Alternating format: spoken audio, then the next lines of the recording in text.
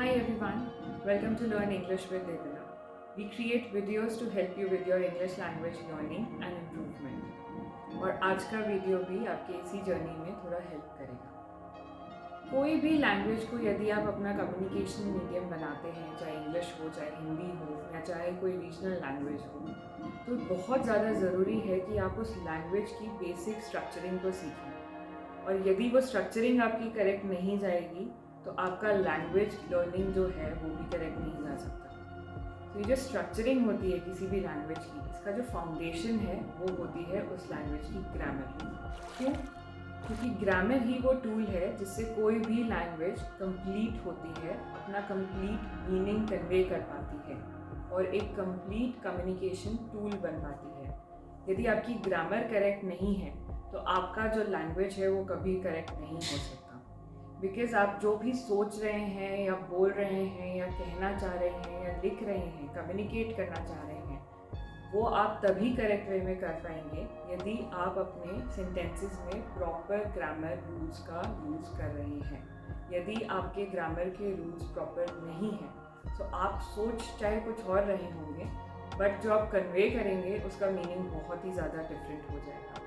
तो बहुत ज़्यादा ज़रूरी है कि हम हमारे लैंग्वेज स्किल को स्ट्रेंथन करने के लिए किसी भी लैंग्वेज का, अभी हम क्योंकि इंग्लिश लर्निंग की बात कर रहे हैं, तो इंग्लिश लैंग्वेज को अगर हमें स्ट्रेंथन करना है, बोलने में, लिखने में या इम्प्रूव करना है, तो बहुत ज़्यादा ज़रूरी है कि हम हमारे ग्रामर स्किल्स को भी इम्प्रूव करें। And when we talk about basics, we actually mean basics, because हम हमारा आज का वीडियो डेडिकेट कर रहे हैं इज़ वर्सेस आर को। यस, इज़ एंड आर जो बहुत ज़्यादा कॉमन लगता है, बट उसका यूजेज अगर हमें करेक्टली नहीं आता है तो हम कई बार गलती कर सकते हैं। तो आज की वीडियो में हम सीखेंगे कि इज़ और आर में बेसिक डिफरेंसेस क्या हैं और इज़ एंड आर को एक्चुअली में यूज़ किया किस तरीके से जाता है। So keep watching. Okay, so let's begin to understand the differences between is and are. जो एक सबसे बेसिक डिफरेंस है इज और आर में, वो है किसी भी सेंटेंस के सब्जेक्ट पर्सपेक्टिव से। तो यदि हमारा सब्जेक्ट एक सिंगुलर सब्जेक्ट है यानी एक वचन है तो हम यूज करेंगे इज को, और यदि हमारा सब्जेक्ट एक प्लूरल सब्जेक्ट है यानी बहुवचन तो हम यूज करेंगे आर को। So basically is and are दोनों ही लिंकिंग वर्ब्स कहलाते हैं। लिंकिंग वर्ब्स वो वर्ब हुए जो एक सब्जेक्ट को बाकी के सेंटेंस से जोड़ते हैं, और इन वर्ब्स के बिना एक सेंटेंस कंप्लीट नहीं हो सकता। सो और भी कई प्रकार के लिंकिंग वर्ब्स होते हैं। Right now we are talking about is and are. So अभी हम डेप्थ में देखते हैं कुछ एग्जाम्पल्स के साथ में कि how exactly they differ from each other. So पहले हम इज़ की बात करते हैं। सो इज़ में फर्स्ट चीज़ है, यदि हमारा सब्जेक्ट एक सिंगुलर नाउन या एक सिंगुलर प्रोनाउन है तो हमारा लिंकिंग वर्ब इज़ होगा किसी भी सेंटेंस में। So let's see how. First example है, Neelu is excited for her new job. Now in this sentence Neelu एक सब्जेक्ट है जो कि एक सिंगल पर्सन है। सो इसका मतलब ये क्या हुआ, एक सिंगुलर नाउन, एंड बिकॉज ये सिंगुलर नाउन है इसलिए हमारा लिंकिंग वर्ब यहाँ पर इज है। सो नीलू अपने नए जॉब के लिए काफ़ी ज़्यादा एक्साइटेड है। सो सिंगल, एक वचन, ठीक है। नाउ सेकेंड एग्जाम्पल देखते हैं, he is living in Ahmedabad now. इसमें ही एक सब्जेक्ट है जो कि एक प्रोनाउन है, और किस टाइप का प्रोनाउन है, सिंगुलर प्रोनाउन है, बिकॉज हम सिंगल पर्सन के लिए यूज़ कर रहे हैं। तो इसमें अगेन हमारा लिंकिंग वर्ब यहाँ पर इज है। ओके, अब इसी के डिफरेंस में देखते हैं कि प्लूरल सब्जेक्ट के लिए आर कैसे यूज होता है। तो सबसे पहले, यदि हमारा सब्जेक्ट एक प्लूरल नाउन या प्लूरल प्रोनाउन है तो हमारा लिंकिंग वर्ब ऑटोमेटिकली आर हो जाएगा। Let's see with examples how. First example है, स्टूडेंट्स आर हियर। अब यहाँ पर हमारा लिंकिंग वर्ब आर है। क्यों है?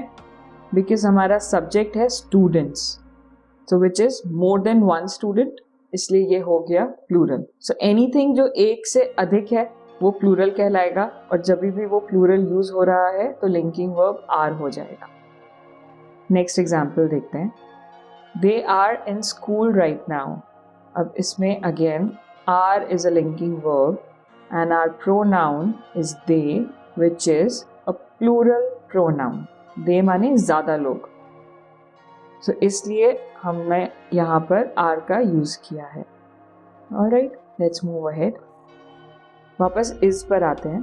now second example is यदि singular indefinite pronouns हम यूज़ कर रहे हैं.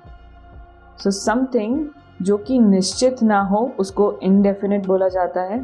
यदि हम किसी स्पेसिफिक पर्सन के लिए एक प्रोनाउन का यूज़ नहीं कर रहे हैं, हम एक जर्नल वे में जर्नलाइज्ड एक प्रोनाउन यूज़ कर रहे हैं, तो वहाँ पर उसको सिंगुलर इनडेफिनिट प्रोनाउन बोलते हैं.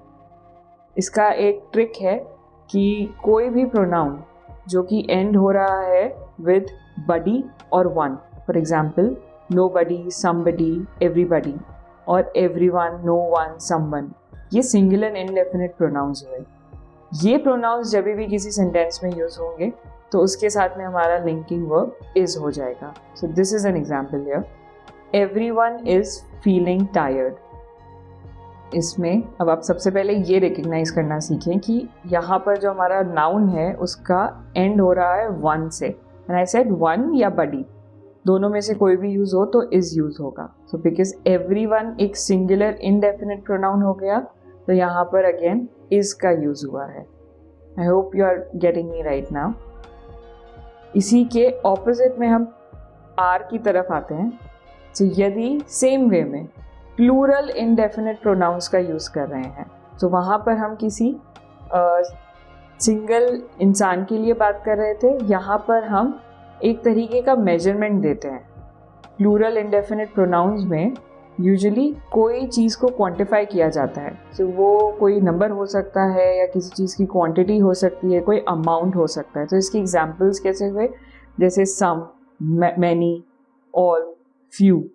तो इस तरीके के जो शब्द हैं जो किसी चीज़ की मेजरमेंट या क्वांटिफिकेशन दे रही है, वहाँ पर उसको बोला जाता है प्लूरल इनडेफिनिट प्रोनाउंस.